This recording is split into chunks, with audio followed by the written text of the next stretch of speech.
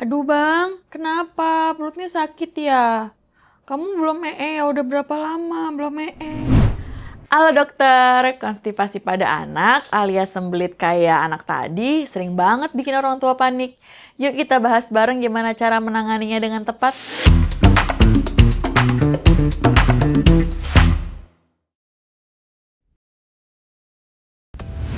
Pertama-tama kita perlu satukan mindset dulu ya.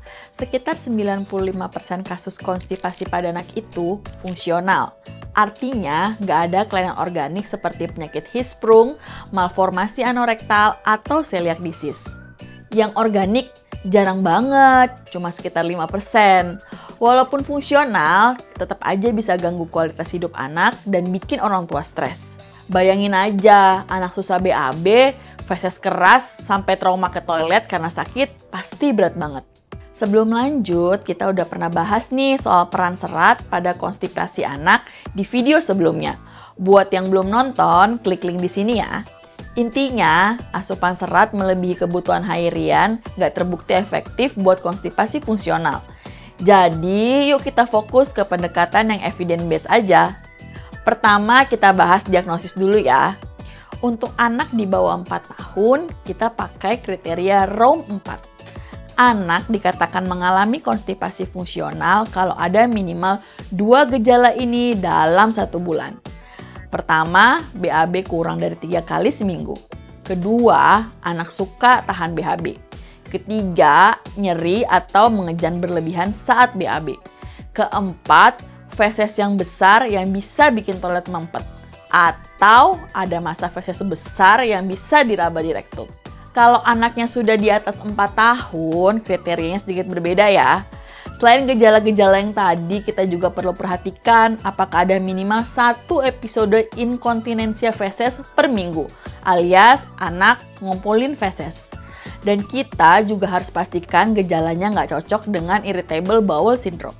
Yang penting sebelum kita menyimpulkan konstipasi fungsional ini, kita harus eliminasi dulu kemungkinan penyebab organik seperti Hirschsprung disease, celiac disease, atau alergi susu sapi.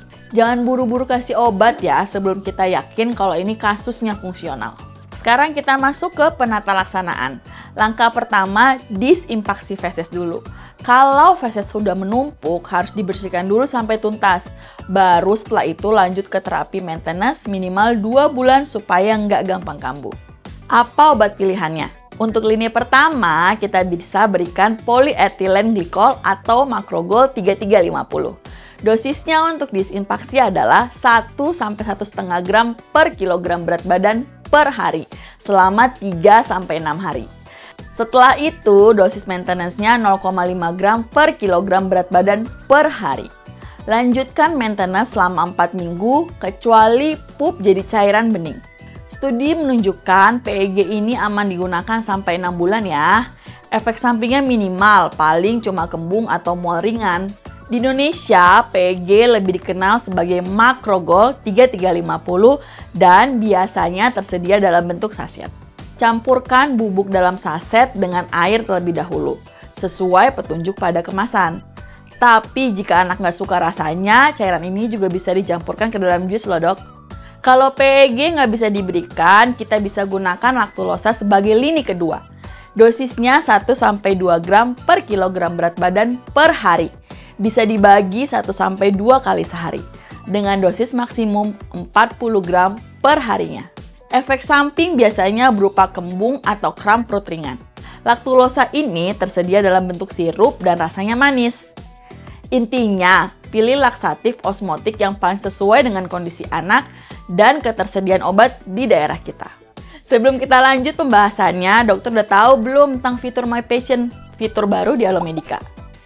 Jadi, My Patient ini adalah fitur yang sangat bermanfaat dok. Melalui My Patient, dokter dapat mengirimkan resep obat kepada pasien secara mudah dan aman, meskipun dalam jarak jauh, dan kemudian obat akan dikirimkan langsung ke alamat tujuan pasien. Dokter dapat menyimpan riwayat medis pasien dengan rapi dan aman daripada mengirim foto resep dengan tulisan tangan. Yuk kita gunain fitur My Patient di Alomedica. Balik lagi ke terapi. Obat aja nggak cukup ya dok, kita juga harus melibatkan orang tua. Karena mereka punya peran yang penting banget dalam keberhasilan terapi ini. edukasi itu wajib. Kita perlu jelasin bahwa konstipasi fungsional itu butuh waktu untuk pulih, jadi nggak bisa buru-buru hentikan laksatif tanpa konsultasi. Kalau anak masih merasa sakit saat BAB, jangan dipaksa toilet training ya dok, karena itu malah bikin anak makin takut.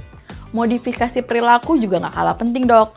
Ajak anak duduk di toilet 5-10 menit setelah makan untuk manfaatin refleks gastrokolik. Bisa juga kasih reward kalau anak mau diajak kerjasama. Kombinasi laksatif dan modifikasi perilaku ini terbukti jauh lebih efektif dibandingkan hanya salah satu aja. Oh iya, soal serat dan cairan. Sekali lagi, berikan lebih dari kebutuhan harian itu nggak terbukti membantu. Cukup ikuti anjuran asupan harian aja, baik dari sayur, buah, maupun whole grains. Bagaimana dengan probiotik? Sayangnya belum ada bukti yang kuat untuk konstipasi fungsional, jadi belum kita rekomendasikan dulu. Terapi lain seperti pijat, herbal, atau stimulasi elektrik juga belum terbukti manfaatnya. Sip, itu dia ya dok, pembahasan lengkap soal penanganan konstipasi pada anak. Jangan lupa, 95% dari kasus konstipasi pada anak itu adalah konstipasi fungsional. Jadi, langkah pertama diinspeksi dulu, lalu lanjut ke maintenance minimal 2 bulan. Obat ini pertamanya PEG, dan kalau nggak ada bisa dipakai laktulosa. Dan yang paling penting, edukasi orang tua. Kombinasi modifikasi perilaku dan laksatif biasanya menjadikan hasil yang jauh lebih baik. Yuk like dan share video ini ke teman-teman dokter biar makin banyak yang up to date. Subscribe channel Alamedica dan nyalain lonceng notifikasi supaya nggak ketinggalan pembahasan seru lainnya. Jadi dokter andal dalam genggaman, salam Alamedica.